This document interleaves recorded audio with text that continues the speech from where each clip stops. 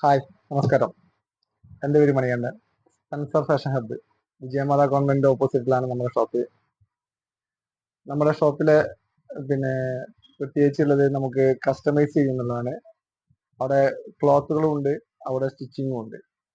അപ്പോൾ മെൻസിനും ലേഡീസിനും അത് സ്കൂൾ യൂണിഫോമും എല്ലാം കസ്റ്റമൈസ്ഡ് ചെയ്ത് സ്റ്റിച്ച് ചെയ്തുകൊണ്ടിരിക്കുന്നത്. കസ്റ്റമൈസ്ഡ് സ്റ്റിച്ചിങ് ആണ് നമ്മുടെ മെയിൻ ആയിട്ടുള്ള സംഭവങ്ങൾ. അപ്പോൾ അവിടെ ഉള്ള ക്ലോത്തുകൾ എന്ന് പറഞ്ഞിട്ടുണ്ടെങ്കിൽ കംപ്ലീറ്റ് ബ്രാൻഡഡ് തുണികളാണ് ഉള്ളത്. കാരണം ഷർട്ടിന്റെ ആണെച്ചെങ്കിൽ റൈമൺസിന്റെ ഉണ്ട്, അതേപോലെ തന്നെ സീറാംസിന്റെ ഉണ്ട്, അതേപോലെ തന്നെ ഈ ജാംസ്റ്റഡ്, അതേപോലെ തന്നെ ബെറൂച്ചി, അരവിന്ദ്, ജിനൻ ക്ലബ്ബ്, അങ്ങനെയുള്ള കമ്പനി സാധനങ്ങളാണ് ഉള്ളത്. അതിൽ പ്രിന്റഡ് ഉണ്ട്, പ്ലൈൻ ഉണ്ട്, ലൈൻ ഉണ്ട്. നമുക്ക് കസ്റ്റമൈസ്ഡ് ആയിട്ട് സ്റ്റിച്ച് ചെയ്യാൻ പറ്റുന്ന സംവിധാനമാണ്. നമ്മളെ ലിനന്റെ ഷർട്ട് ഒക്കെ നമുക്ക് ഉപയോഗിക്കാന്നുണ്ടെങ്കിൽ ഇപ്പോഴുള്ള ഈ ചൂട് കാലത്ത് ഏറ്റവും സുഖമായിട്ട് ഉപയോഗിക്കാൻ പറ്റുന്നതാണ് ലിനന്റെ ഷർട്ടുകളൊക്കെ.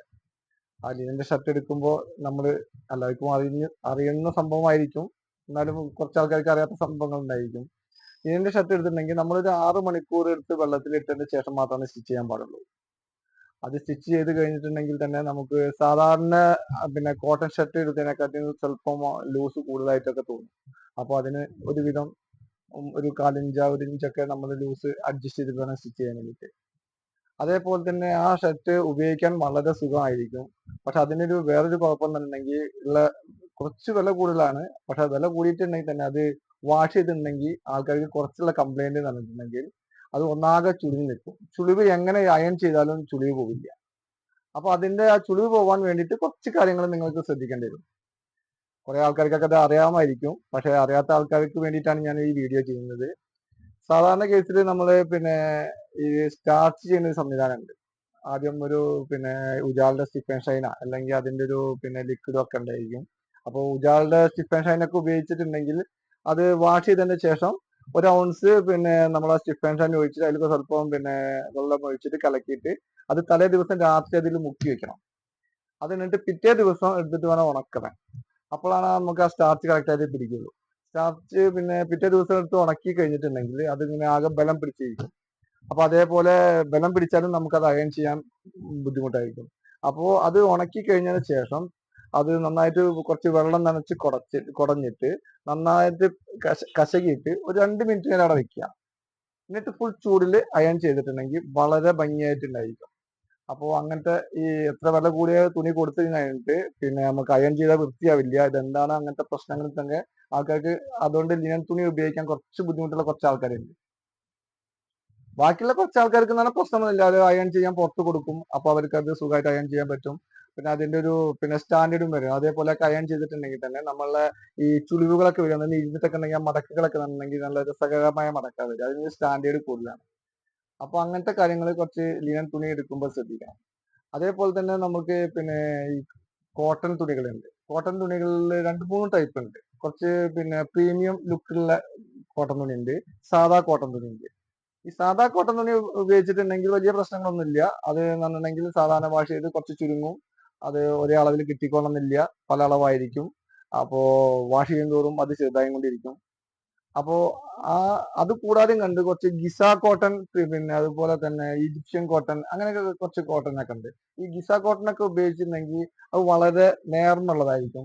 അത് ശരീരത്തിലിട്ടുണ്ടെങ്കിൽ നമുക്ക് ശരീരത്തിലിട്ടുന്ന അറിയില്ല, തീരെ ചൂടെടുക്കില്ല. അത് തന്നെ ഒരു നല്ല ഫിനിഷിങ് ഉണ്ടായിരിക്കും. അപ്പൊ നമ്മൾ എപ്പോഴും ശ്രദ്ധിക്കേണ്ടത് കോട്ടൺ തുണി എടുക്കുമ്പോൾ കുറച്ച് ക്വാളിറ്റി കൂടിയ കോട്ടൺ തുണി എടുക്കണം. ഒന്നുകിൽ ഗിസ കോട്ടനോ അല്ലെങ്കിൽ ഈജിപ്ഷ്യൻ കോട്ടനോ. അത് പല കമ്പനിക്കാരെ പല മാതിരി ഇറങ്ങുന്നുണ്ട്. സിറാംസിന്റെ ഇറങ്ങുന്നുണ്ട്, ഡയമണ്ട്സിന്റെ ഇറങ്ങുന്നുണ്ട്, ജാംസ്റ്റഡിന്റെ ഇറങ്ങുന്നുണ്ട്. എല്ലാവരും ഗിസ കോട്ടൺ എല്ലാ കമ്പനിയുടെ ഇറങ്ങുന്നുണ്ട്.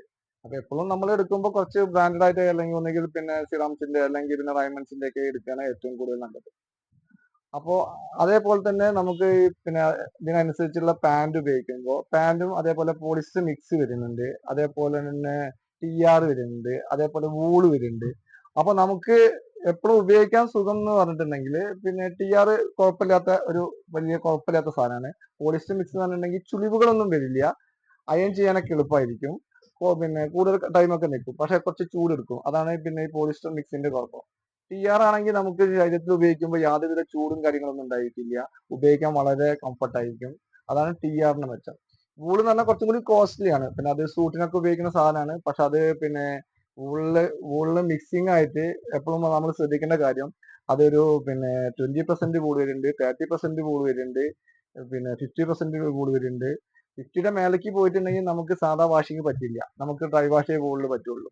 അപ്പോ വൂള് എടുക്കുമ്പോൾ ഒരു പിന്നെ 40-60 എന്നുള്ള ലെവലിലൊക്കെ നമ്മൾ എപ്പോഴും ഉപയോഗിക്കേണ്ടി വരും. അതാണ് ഏറ്റവും സുഖം. അതിന്റെ ഒരു പ്രത്യേകത എന്ന് പറഞ്ഞിട്ടുണ്ടെങ്കിൽ നമ്മുടെ ശരീരത്തിൽ ഉപയോഗിച്ചിട്ടുണ്ടെങ്കിൽ അത് ചൂട് വലിച്ചെടുത്ത് അതിനെ തണുപ്പാക്കി മാറ്റും. അതാണ് അതിന്റെ വൂളിന്റെ പ്രത്യേകത. പാന്റിന് ഏറ്റവും സുഖം പിന്നെ TR ആണ് ഒരു മിഡിൽ ലെവലിലുള്ള ആൾക്കാർക്ക് നല്ലത് വെച്ചെങ്കിലും ഏറ്റവും നല്ല ഉപയോഗിക്കാൻ സുഖം നല്ല ക്വാളിറ്റി ഫീൽ ചെയ്യുന്നതും നമുക്ക് വൂൾ എടുക്കുന്ന മെറീനോ വൂളൊക്കെ എടുക്കുന്നതും ഏറ്റവും ബെറ്റർ. അപ്പൊ ഇങ്ങനത്തെ കുറച്ച് കാര്യങ്ങൾ മാത്രമാണ് ഞാൻ ഇന്ന് പറയുന്നുള്ളൂ. നമുക്ക് ഈ വീഡിയോ ഉപകാരപ്പെട്ടെങ്കിൽ നിങ്ങൾക്ക് ഇനി ആവശ്യമുള്ള എന്തെങ്കിലും അറിയാനുള്ള കാര്യങ്ങൾ ഉണ്ടെങ്കിലും ഇതിലെ പ്രശ്നങ്ങൾ ഉണ്ടെങ്കിൽ എന്തെങ്കിലുമൊക്കെ ഉണ്ടെങ്കിൽ നിങ്ങൾ ഒരു കമന്റ് ആയിട്ട് അറിയിക്കുക. നിങ്ങൾക്ക് അനുസരിച്ചുള്ള അതേപോലെ വീഡിയോകൾ ഞാൻ രണ്ടാമത് ചെയ്യുന്നതായിരിക്കും. നിങ്ങൾക്ക് ഉപകാരപ്രദമാകുന്ന എന്തെങ്കിലും നല്ല കാര്യങ്ങൾ ഉണ്ടെങ്കിൽ അത് പിന്നെ കമന്റ് അറിയിക്കുക. Okay, thank you.